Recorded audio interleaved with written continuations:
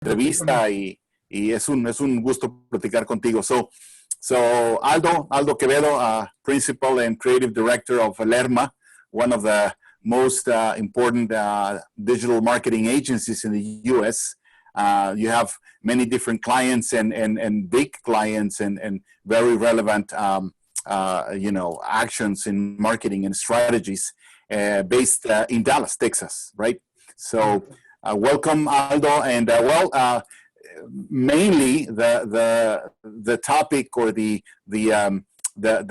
fact that prompted us to propose this interview with you or request this interview is because of your recent award, the Reggie Award, for this great work that you and your team have been doing for Avocados from Mexico and the last Cinco de Mayo and the last Super Bowl and I guess many other things. But in order to start with some questions that we already have prepared, Aldo, congratulations. And could you explain us a little bit what is this award about and how do you get it? Yeah, thank you. First of all, thank you to Jorge and Latino Leaders Magazine for the invitation. This is an honor. So yes, I mean we're very happy because of this recognition for the latest work we did for Super Bowl last year. This is for 2019, okay. And the particular program that we did for Avocados from Mexico is the digital program for their effort during February. We do not take care of the TV. That is Energy Video, another agency that is in the roster of Avocados. But yeah, we are in charge of the entire digital program. So this award, to your question, is in the best use of creative technology category for the REGGIEs. REGGIEs is the ANA, the Association of American National Advertisers. And it's a very, very important recognition to us because it's given by clients. So we're excited and happy having a silver in a very competed arena. Technology and use of creativity is very, very hard to get, and we are excited and super thrilled that we got it. Of course. So let me see if I understood. So this is specifically for some strategy that you did for the last Super Bowl last year. Correct. 2019. The program is called Anything for Avos, which is, if you remember last year, the Super Bowl commercial was about dogs training humans using avocados. Yeah. So that was a TV commercial, and very funny, by the way. Thank you. That was the Energy Video. So we developed the entire digital program for that. The platform that came out 2 weeks before the Super Bowl. We gave out prizes. We had technology to adopt dogs and to pair you, human, with your favorite recipe. Yeah. We actually had a lot of other things and activities for people to come in and have fun and obviously learn about the message about, that avocados are worth it. No matter how you eat them, it's always worth having an avocado. Of course. And help us to understand, for those of us that are not precisely in the marketing and in the digital marketing business, which is a specialty inside and a specialty, how do you develop a marketing campaign? What are the different processes or the different steps for a process, and how do you make sure that it's going to have certain success and certain force or power to sell? That is a good question, because we normally start with the objectives from the client. In this case, the objective was to communicate that avocados are a must-have during the Super Bowl. If you know guacamole consumption during the Super Bowl week, and that specific day, it's amazing, it's incredible, it's the highest of the year.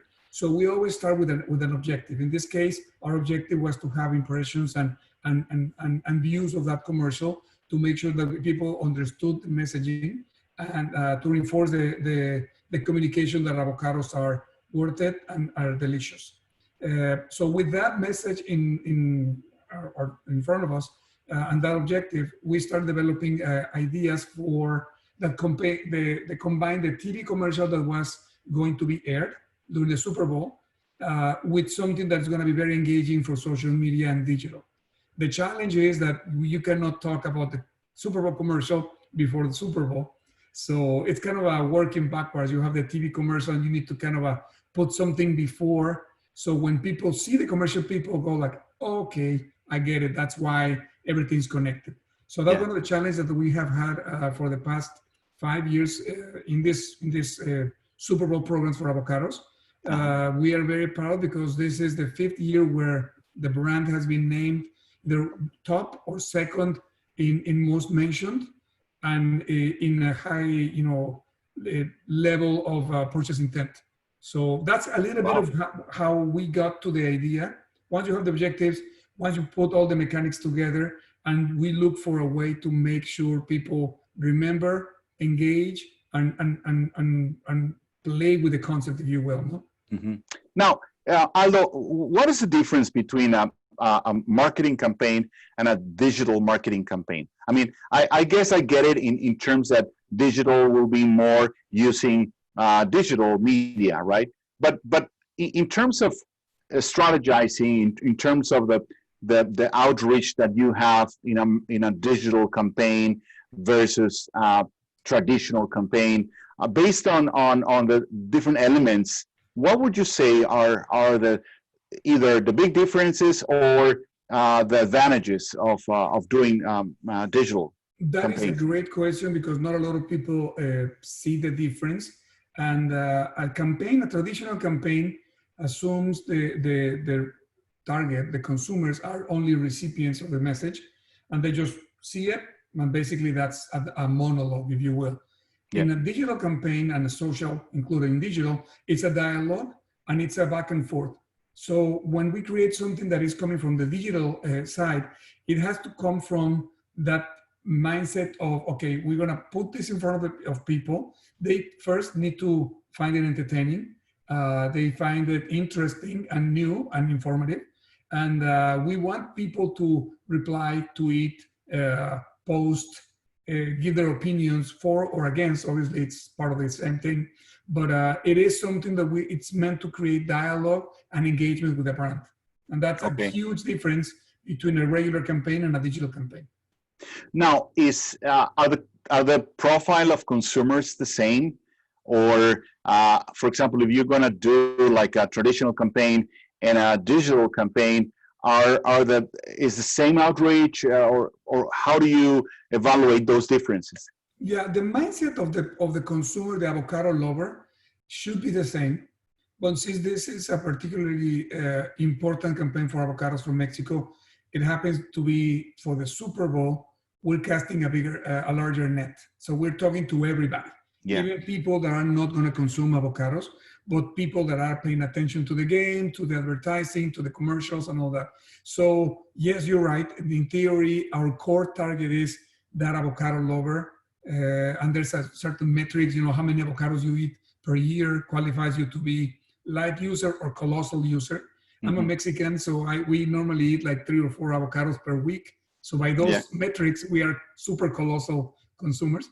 But in some cases, some people just eat 3 or 4 a year and they fall into another category. For Super Bowl, again, we're talking to all of them. Okay. Now, Aldo, how I got the impression that the avocado, the concept of the product, has become a little bit sophisticated. It's not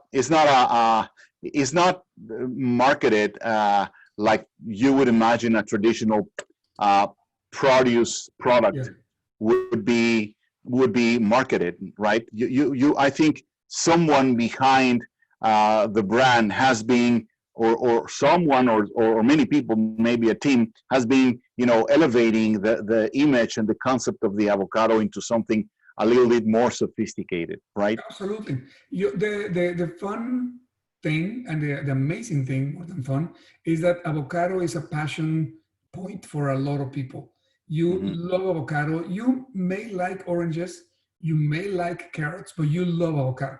And that's the main difference. That's the main connection that is deep and that allows Avocados from Mexico as a brand to talk in a very fun and engaging way to consumers. We want to believe that the clients' efforts in this last 6 years have made avocados be what they are in the country. So yes, it's a very different and distinct relationship between a fruit and a person that you haven't seen in any other category. Yeah, of course. And what do you think has been the reaction of the consumer? What has changed in the consumption habit of the avocado since you started, working on the brand to this day? What has changed? What has been, what is different from when like maybe, I don't know, some years ago when we hadn't out this kind of concept or these kind of campaigns? Yeah, so Avocados from Mexico, the company, is really focused, single-minded and focused on a message, which is avocados are available all year here in the U.S. because of very specific characteristics in Michoacan, Mexico, where the avocados come from. The weather, the soil, etc. They make this fruit be available all year. So when you have some avocados coming from California and some other places that are only for certain seasons, 3-4 months during the year, that makes avocados from Mexico the huge solution for that tension. People love avocados; they can eat it all year. And I think, to your question, 6 years ago when we started working for them, and we by no means we say we are responsible for the success of avocados. I think Alvaro, Luque, Yvonne, Kevin, and the entire group of marketers in that company are really genius, trying to make sure that they're paying attention to what people say. But we feel that since we started working with them to today, you see the passion for avocados, the love for avocados just growing exponentially. It might be that they're available. It might be that everybody now knows that it's a super fruit with all these nutrients and all that combines the health benefits with the taste. Kale could be as healthy, but it doesn't taste as good. So avocados it's a unique solution and a proposition to consumers. So we are expecting that love to just keep growing exponentially. I don't think that people will get tired or bored from avocados in the near future.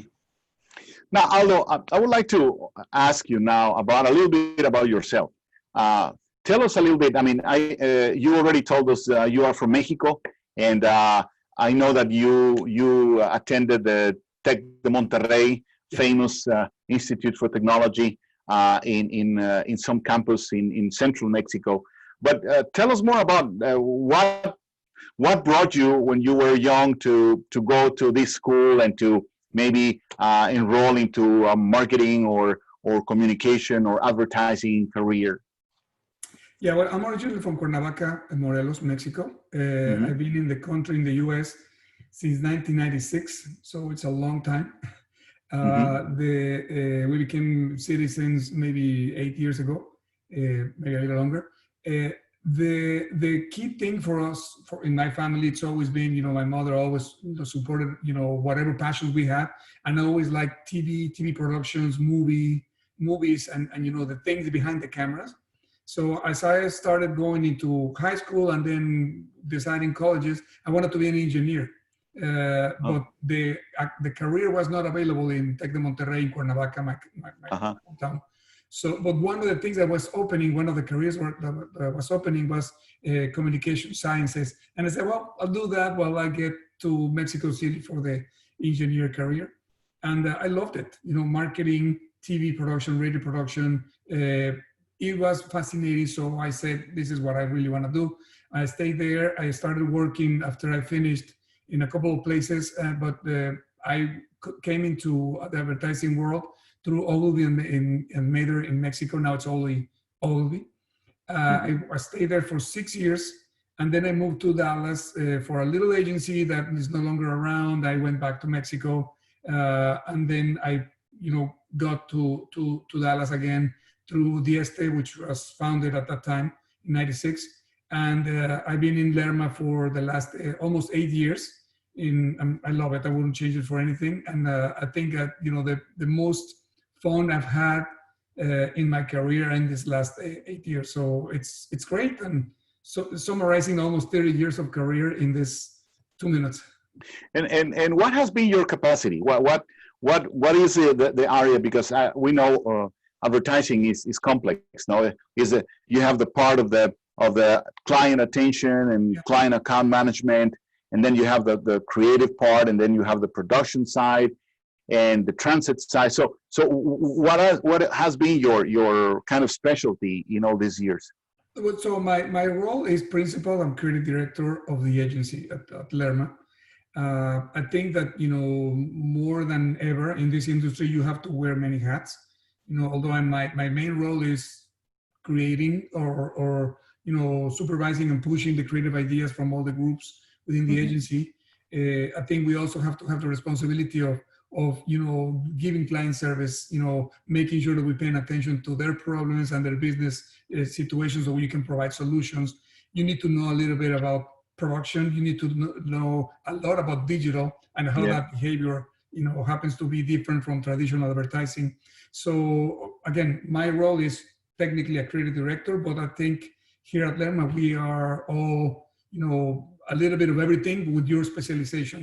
Our director of digital is also creative and is very creative. And we have our director of planning that also comes back with great headlines or great insights, indistinctly. So I think it's really the future of the business where you have to be more than your title describes it.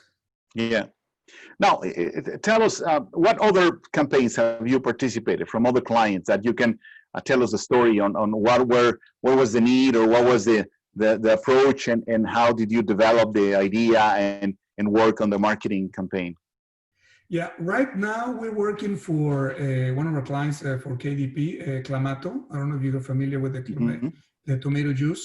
And, if you had a michelada, you know what Clamato is. Of course. The challenge for that brand or the objective is to make Clamato the next, make micheladas the next margaritas. Just like a Mexican drink, margaritas, lime, tequila, etc. We want to push, the love for micheladas that we Mexicans feel to other cultures. So we've done that, started by, Clamato was only talking to the Hispanic market for the first 2 years.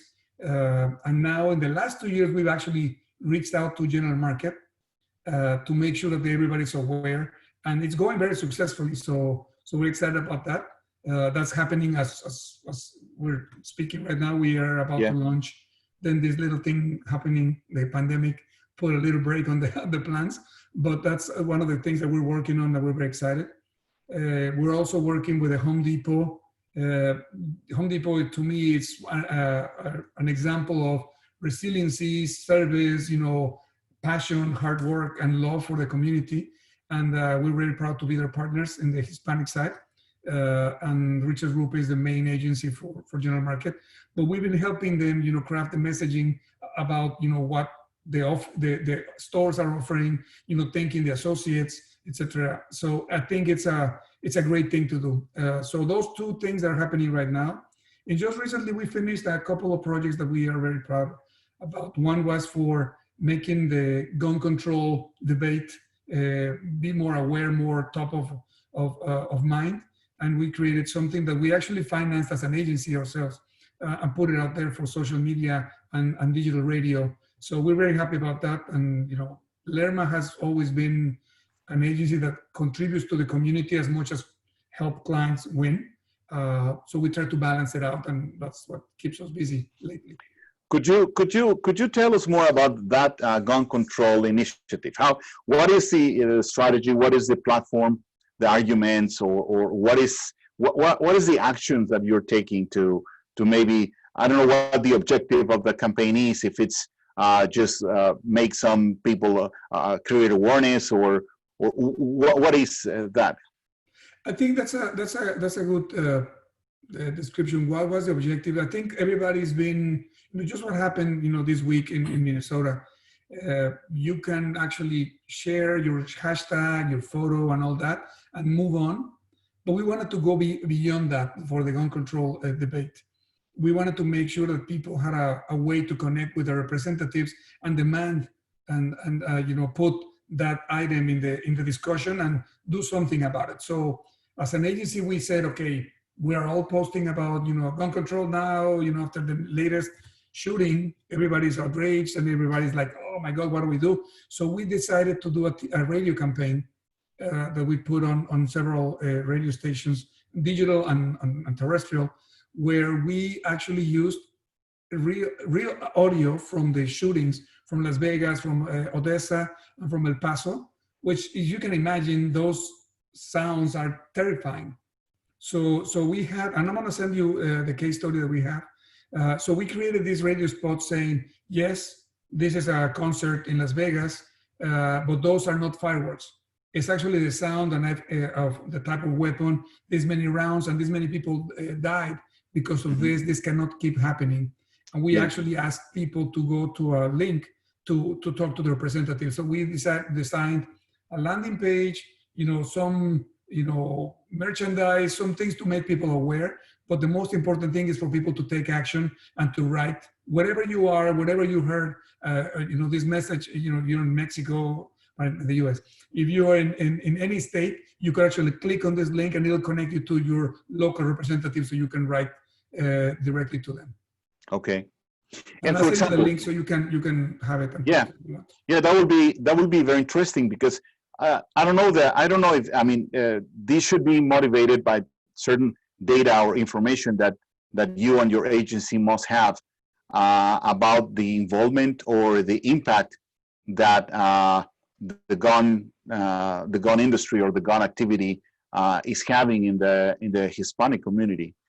Is that an assertion that could be valid? Yes, absolutely. I mean, there were some mind-blowing statistics. 100 people are killed by guns every day in the U.S. And things like that just make you feel, our job is to communicate ideas, connect brands with people, and I feel, and Pete Lerma feels the same way, that we have the responsibility of putting this type of work or craft that we do dedicate our lives to in the service of community and well-being. So we decided to do that. But yes, those numbers and all that are in the case study that I'll send you. And you can also go to, I'll send you the link and everything. Yeah. But it is something that motivated us to help and do something about it. Now, Pete, Aldo, I'm sorry. What you are probably in the current age of what is now, a very important part of marketing efforts, right? Especially with all the restrictions for going out and all that. I think social media, digital marketing has become very relevant and very important, and people are participating in different levels. What do you see in the future? What is going to happen with this industry, with these messages? There's questions out there. For example, is the digital marketing covering all the groups, ethnic groups? Is digital marketing covering all age groups, all socioeconomical groups?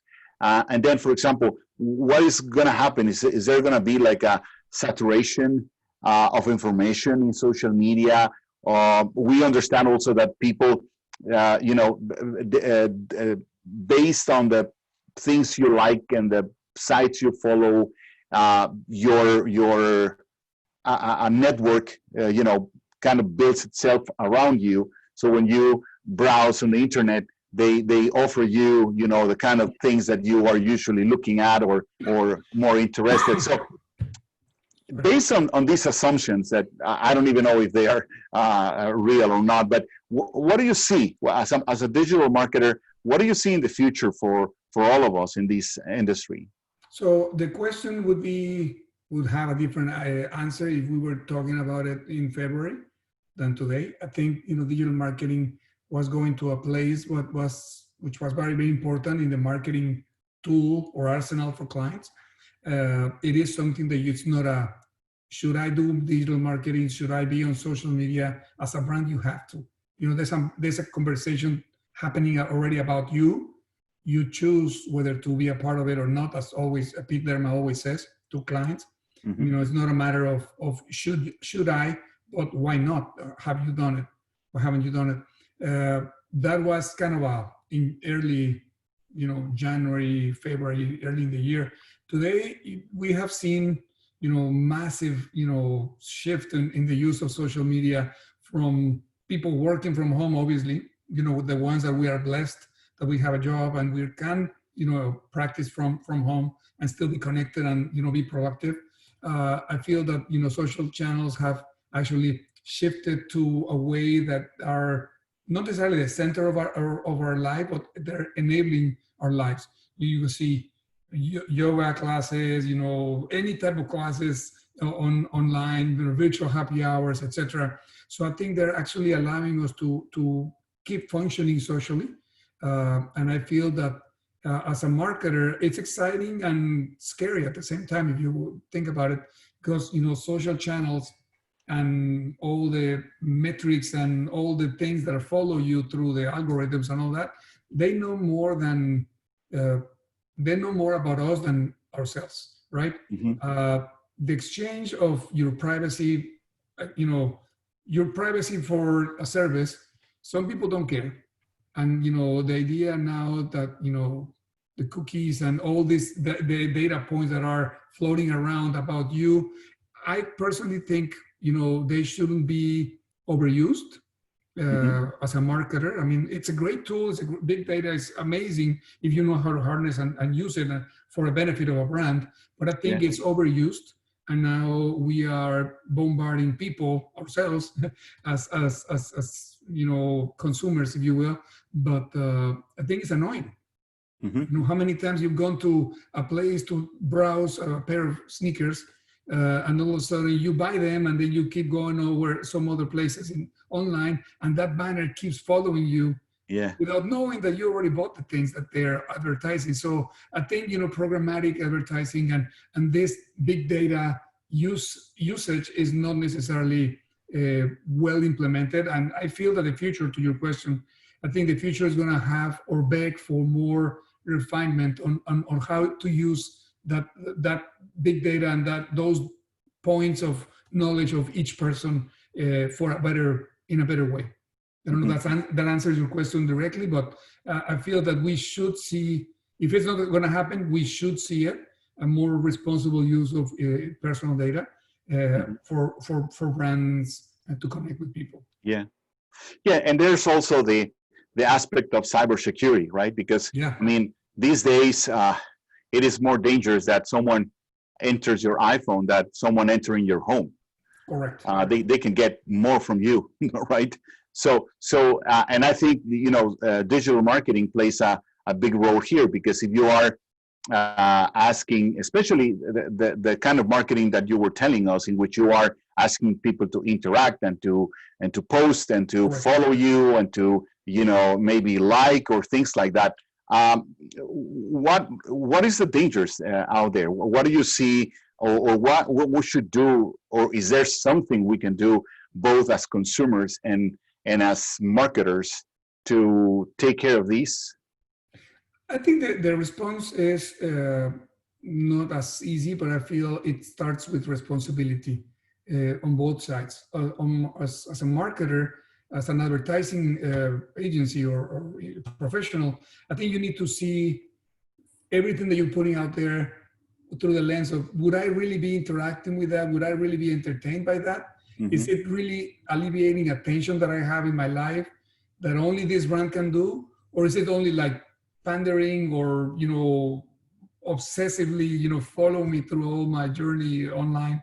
So I think that is a responsibility that we need to do. And also on the receiving side, I think we as people need to understand what you're giving up for in return of what. No, I mean, is it worth, signing in with your Facebook credentials for every website that you go to, and then it's already out there. So I think we just need to learn. I feel that in general, we don't really know what we're giving out or what's out there. We feel that we are a little more naive, saying, "Oh, it's okay. It's only my name and my email." Yeah. But there are many more things linked to those data points than we believe. Yeah, that's true. Well, I think that's a concern that everybody has, right? Because I mean, in the past, you would be like, you used to shop in the mall, man. Yeah, you need to take care of your wallet, and you need to take care of where you park, and if someone is following you, or I don't know, you don't lose your credit card. or things like that. But now that you are at your home and you're buying online, you need to take care of other things that are still, you know, real dangers out there. Some of us are not even well aware of. No. Yeah, I feel that, you know, the idea of sharing your information online, it makes us more vulnerable to phishing and to scams and all that.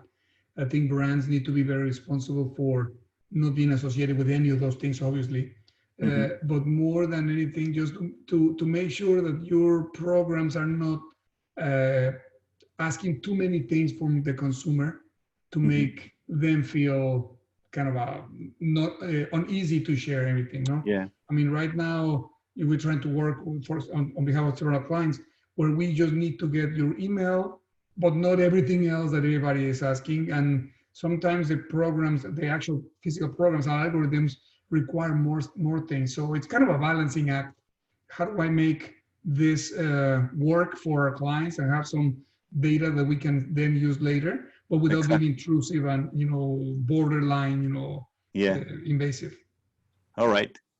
Well, I think the Reggie Award is just another award on your long list of recognitions, and I understand you also were the first Mexican marketer or advertiser who won a Lions award in Cannes.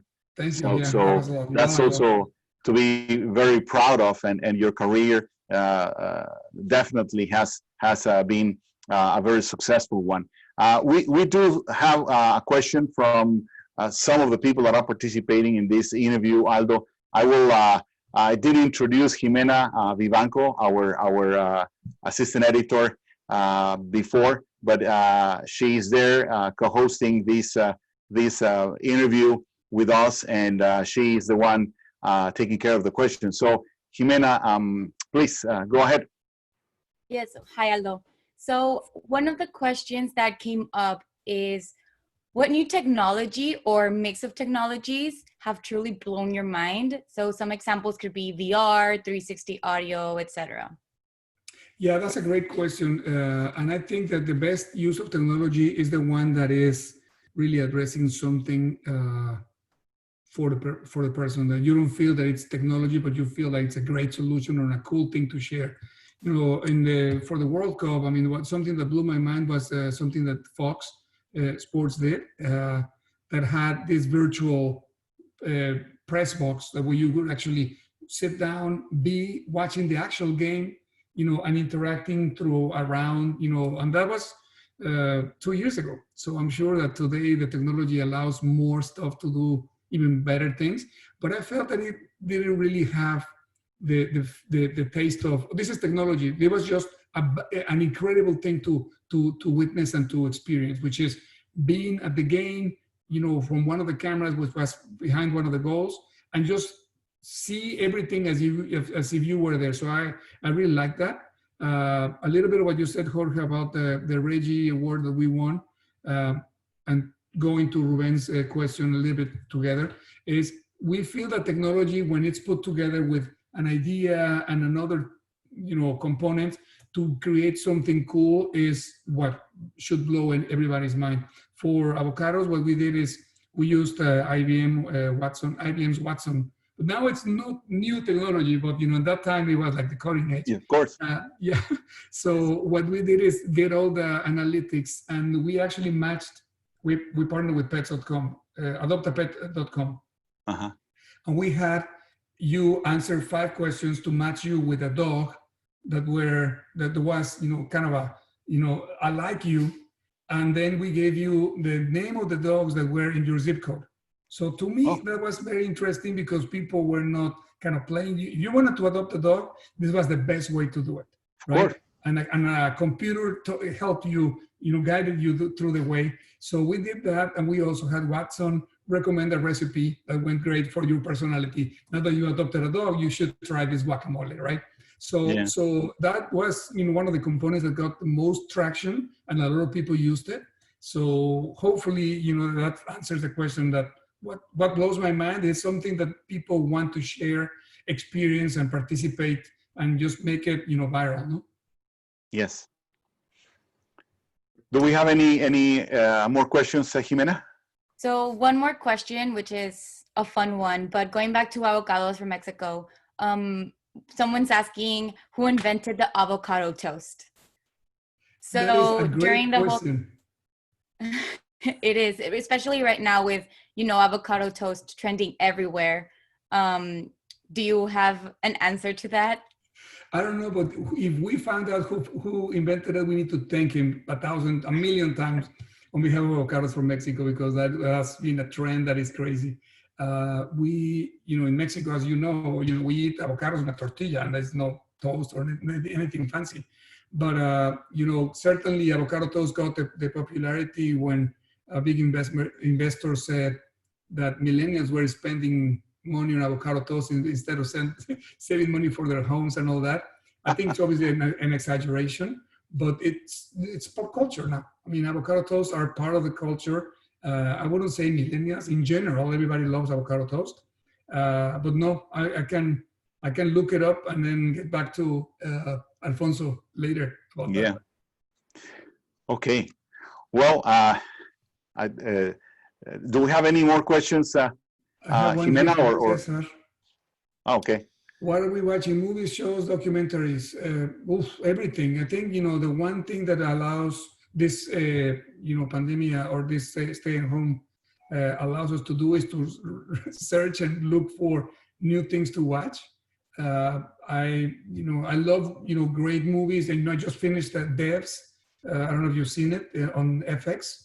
It's about a group of developers, creating something incredible. And watch it if you can. It's amazing. The one thing that I feel is good to watch is something that you cannot see what's happening. I think professional deformation for advertising people is, what's going to happen. The person walking by the window, the killer is going to jump out or whatever. Yeah. That show Devs was completely mind-blowing because of the unexpectedness of the whole thing.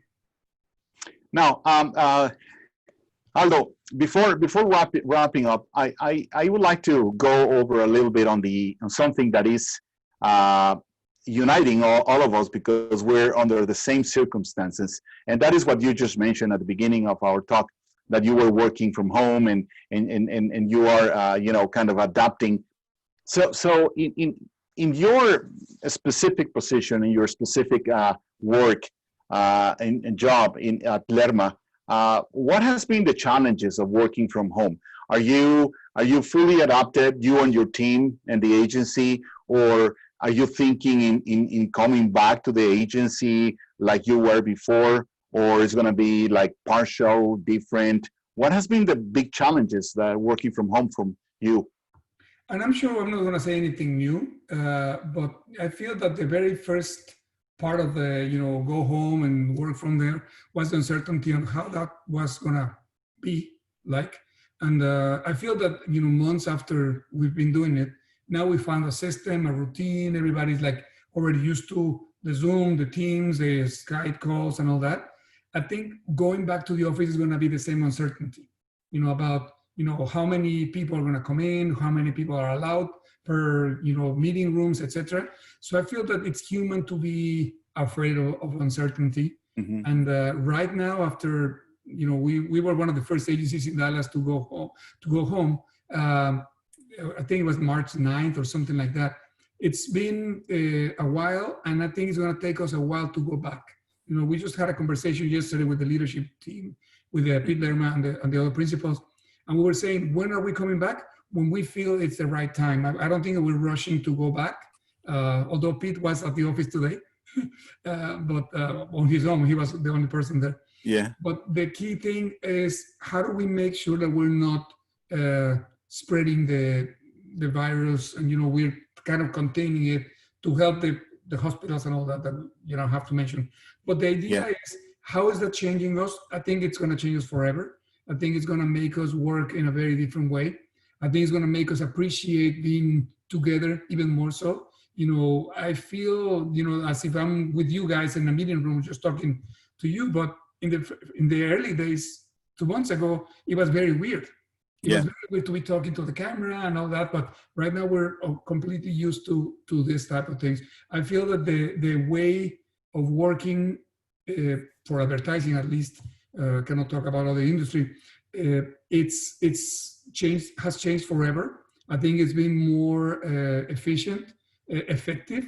When we're connecting, we are actually doing things and making sure things are happening. And the one thing that I miss the most is the human interaction, the back and forth, the bantering, the talking about anything. Cesar just asked, what are we watching? We actually set up some Teams calls just to talk about those things, because that is the one thing that we're missing, that, water cooler, coffee at the kitchen conversations. Yeah. I think we need to adapt to the new reality, but I feel it's changing us forever.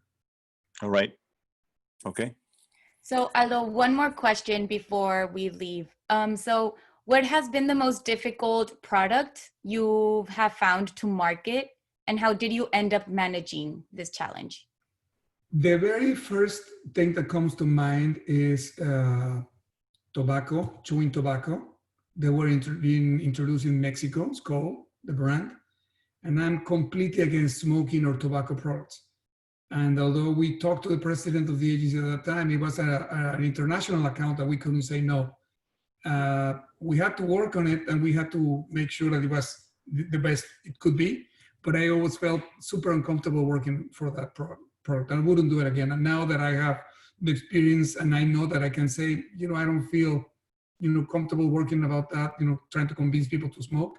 So the way we manage is go through it and then do it. I cannot tell you any different. There are products or categories more difficult than others. Cars are completely different. They are more about brand loyalty, and there's a huge funnel of consumer, journey to see what the TV commercial needs to do, to the dealer's, brochure. Each one has a different role, and it's a complicated account or category. Others are more fun. Soft drinks are super fun, but there's more brand loyalty than anything else. Avocados are super fun. I mean, that's one of my favorite brands right now. I feel that there's a lot of fertile territory to be created with an avocado that a lot of other brands don't allow you to do. So I don't know that I'm answering the question directly, but that's kind of the first thing that came to mind. No, yeah, that was perfect. Yeah, because if you don't have passion for what you're doing and the message behind that, I mean, maybe you can do a good job because you're a professional, but the element of passion and the element of really, enjoying it makes a difference in the outcome. Is not there, right? You need to truly believe that your brand has something unique that is going to help people in a certain way. If you do not believe that, you're not prepared to work, completely or honestly for that brand, for sure. Exactly. Well, Aldo, it has been a great conversation. Thank you very much. Thank you. We have learned a lot of marketing or digital marketing. We have discussed about avocados and how to eat them, and we knew about you and your impressive career as an advertiser, as a marketer. So thank you very much, and we wish you a lot more of success with the future digital marketing campaigns, and perhaps we can talk about them in the future again, and see what are you guys doing to promote the different products. As I understand, your firm LERMA is specialized in the Hispanic market, and all of us are part of that market, so it is double interesting for most of us. So thank you very much for your time. And I wanted to thank you because Latino Leaders is one of the huge proponents of not only advertising but entrepreneurship and Hispanics making in this country. So what you guys are doing is amazing. So I wanted to thank you for that, and thank you for the invitation. And obviously, we'll be here for whatever you need. And I'll send you the link of that case study about gun control, so you can share it if you want. Excellent. Okay. Well, congratulations again. Thank you, and thank you, guys. Be safe and enjoy your weekend. You guys. Bye. Bye-bye. Thank you. Bye-bye.